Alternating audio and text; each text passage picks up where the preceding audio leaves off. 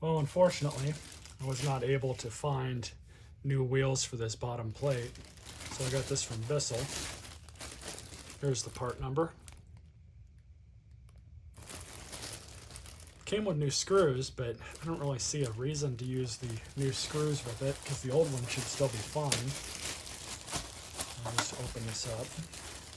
One thing I do like about Bissell is they do make a lot of their parts available, at least the parts that are going to break. We're going to go ahead and replace this, and it's actually a good idea that we're replacing it because we can see just how much this thing is completely worn out because it was used for a long time without those wheels.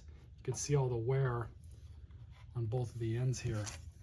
And on this one, you can see those nubs are there like they should be. So even if I did have wheels for this, it'd probably still be a good idea to change it because, you know, that's not going to mess up with your suction too much. But yeah, just go ahead and change it.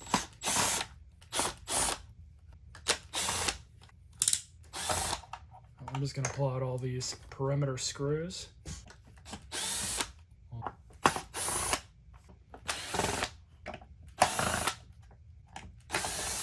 Should be all of them. There we go. New plate. I've already cleaned out in here, so I'm not really too worried about anything that's in here. Let's go ahead and stab this back on.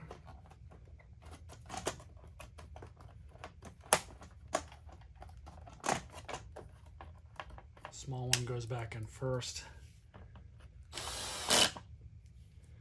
and the rest of them will follow.